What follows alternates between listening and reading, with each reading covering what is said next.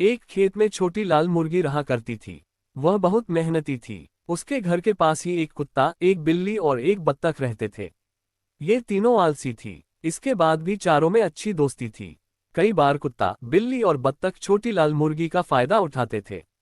वह मेहनत करके अपना भोजन तैयार करती और ये तीनों खाने पहुंच जाते। मुर्गी भी दोस्ती के कारण इन्हें कुछ नहीं कहती थी। एक दिन की बात है। छोटी लाल मुर्गी खेत में घूम रही थी कि उसे मिट्टी में पड़े गेहूं के कुछ बीज दिखाई पड़े, जिसे देखकर वह सोचने लगी, क्यों न मैं इन बीजों को खेत में बो दूं। जब फसल होगी तो मैं गेहूं पिसवा लूंगी और उसकी रोटी बनाकर मजे से खाऊंगी। उसे आशा थी कि उसके दोस्त इस काम में उसकी सहायता अवश्य करेंगे। उसने गेहूं के दाने उठा लिए और सबसे पहले कुत्ते के पास पहुंची। उसने कुत्ते से कहा, दोस्त, देखो मुझे खेत में गेहूं के ये बीज मिले हैं। मैं इससे बोना चाहती हूँ। क्या तुम मेरी सहायता करोगे? कुत्ता उस समय आराम कर रहा था। उसने जवाब दिया, नहीं, ये मेरे सोने का समय है और मुझे जोरों की नींद आ रही है। मैं अभी ये काम नहीं कर सकता। छोटी लाल मुर्गी बत्तख के पास पहुंची और उससे पूछने लगी, दोस्त, क्या तुम इन गेहूंओं को बोने में मेरी सहायता करोगी? बत्तख बोली, नहीं, देखो कितनी धूप है, मैं तो झुलस जाऊंगी। माफ करना, मैं तुम्हारी सहायता नहीं कर सकती। तब छोटी लाल मुर्गी बिल्ली के पास गई और उसे भी गेहूं के बीज दिखाकर पूछा, दोस्त, कुत्ता और बत्तख तो मेरी सहायता नहीं कर रहे, क्या तुम मेरी सहायता करोगी?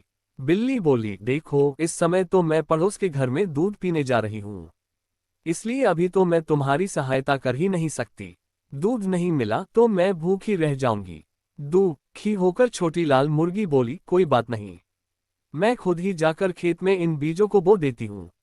वह खेत में गई और कड़ी धूप में दिन भर मेहनत कर शाम तक उसने सारे बीज बो दिए। समय बीता और खेत में गेहूं की फसल लहलहाने लगी, जिसे देख छोटी लाल मुर्गी बहुत खुश हुई और दौड़कर सबसे पहले कुत्ते के पास पहुंची।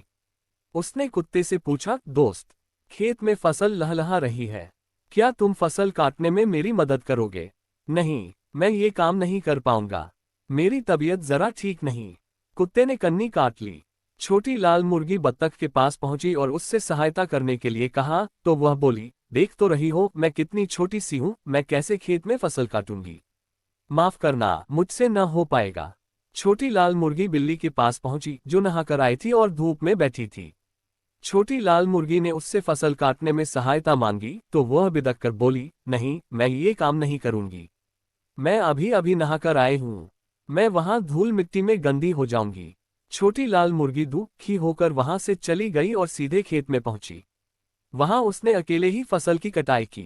अगले दिन उसने सोचा कि क्यों न इन गेहूंओं को मैं पिसवा लूं, आटा रोटी बनाने के काम आ जाएगा। वह फिर कुत्ते के पास पहुंची और कहने लगी, दोस्त, चलो ना मेरे साथ आटा चक्की तक, मुझे इन गेहूंओं को पिसवाना है। ऐसे काम के लिए मुझसे ना कहा करो, मैं इन सब कामों के लिए नहीं हूँ। कुत्ते ने दो टूक जवाब दिया। छोटी लाल मुर्गी ने जब बत्तख से पूछा तो उसने फिर वही बहाना बनाया कि वह तो बहुत छोटी सी है, वह इतनी दूर आटा चक्की तक नहीं जा पाएगी। बिल्ली के पास जाकर जब छोटी लाल मुर्गी ने सहायता मांगी तो बिल्ली बोली, आटा चक्की से उड़ने वाले आटे से मेरे बाल खराब हो जाएंगे, मैं तो वहां नहीं जा सकती। दुखी छोटी लाल मुर्गी अकेले ही आटा चक्की गई और गेहूं को पिसवा कर वापस आए। अगले दिन उसने रोटी बनाने की सोची और अपने तीनों दोस्तों के पास पहुंची। तीनों खेत में खेल रहे थे।